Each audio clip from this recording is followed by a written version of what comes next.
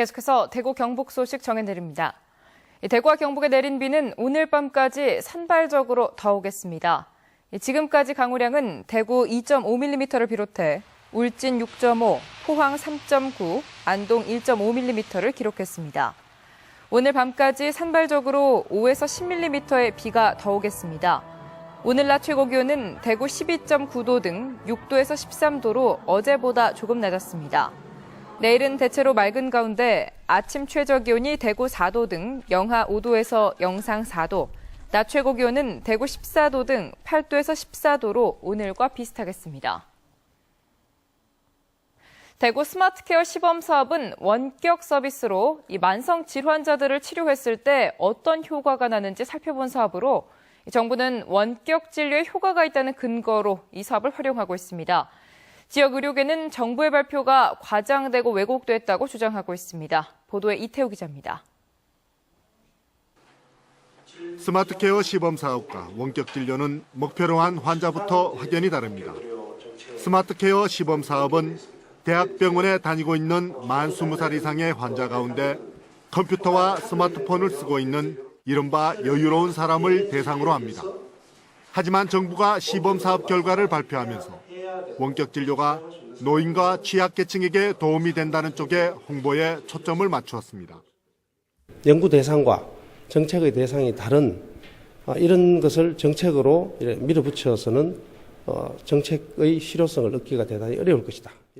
원격 의료만 대상으로 한 임상 사례가 고작 28명 뿐인데도 이 결과를 우리나라 전체의 원격 진료를 확대 실시하는 정책의 근거로 썼습니다.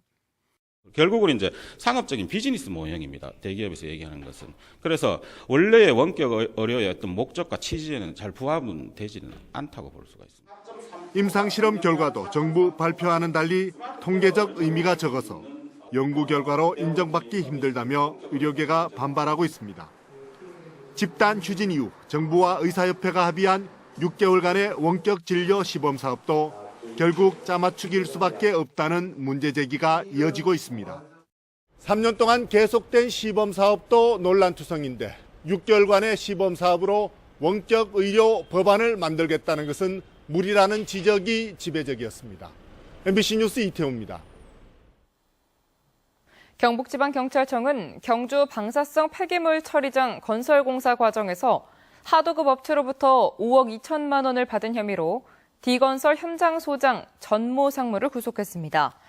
또 D건설 전 상무로부터 뇌물을 받은 혐의로 한국원자력공단 전 이사장 민모 씨 등 임원 3명과 민 이사장으로부터 선거자금 명목으로 1천만 원을 받은 혐의로 백모 전 경주시장을 불구속 입건했습니다.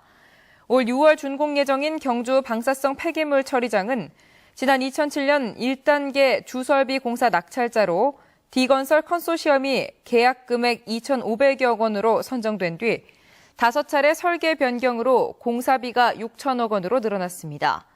경찰은 이에 앞서 지난 1월에 뇌물수수 혐의로 한국원자력공단 이모센터장 등 2명을 구속하고 17명을 불구속 입건했습니다.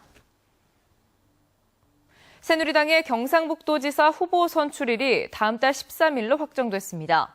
새누리당 중앙당 공천관리위원회에 따르면 경북도지사 후보 선출을 위한 국민참여선거인단 전체 투표는 다음 달 12일, 개표와 후보자 선출대회는 13일에 열립니다.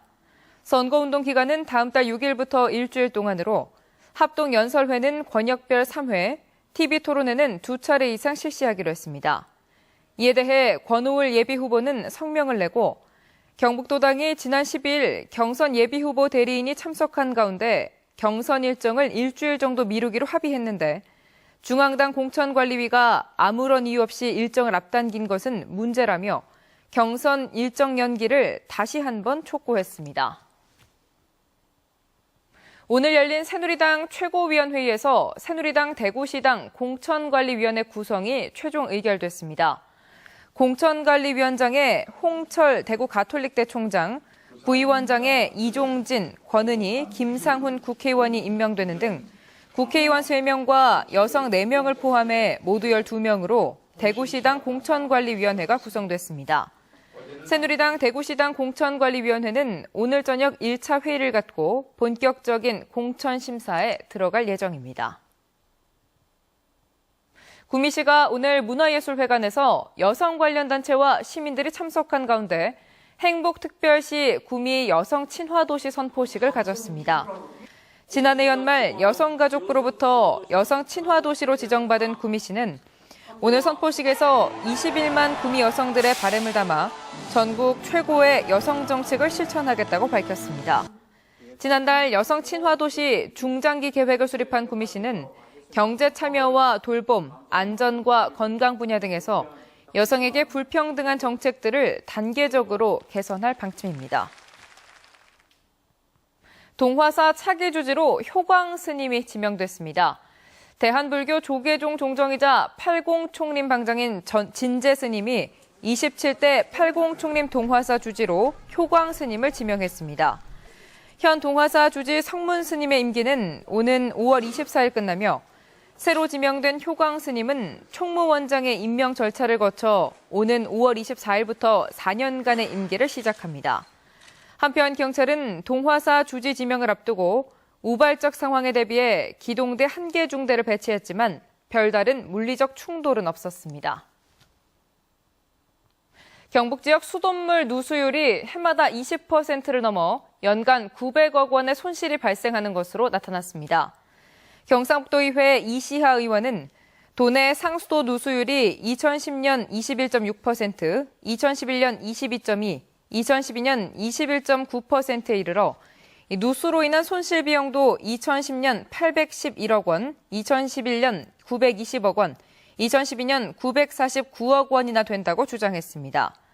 이 의원은 수돗물 누수의 원인은 설치한 지 20년 이상 된 노후관이 24%가 넘는 등 낡은 수도관 때문으로 시설 개수가 시급하다고 밝혔습니다. 대구 북부경찰서는 알코올 중독 치료병원에서 함께 외출한 환자를 때려 숨지게 한 혐의로 57살 양모 씨를 구속했습니다. 알코올 중독 치료를 받던 양 씨는 지난달 27일 대구 북구의 한 여인숙에서 함께 투숙한 50살 김모 씨와 술을 마시다 대든다는 이유로 폭행해 숨지게 한 혐의를 받고 있습니다. 최신 건축 정보를 한눈에 볼 수 있는 제14회 대구건축 박람회가 오늘부터 23일까지 나흘간의 일정으로 엑스코에서 열립니다. 이번 박람회에는 전국의 250개 업체가 450개 부스를 마련해놓고 건설 장비와 건축 자재, 조경과 조명 등 전문 건축 제품을 비롯해 가구와 인테리어 소품 같은 소비자들이 생활에 자주 접하는 제품을 선보이고 있습니다. 지금까지 대구 경북 소식 전해드렸습니다. 고맙습니다.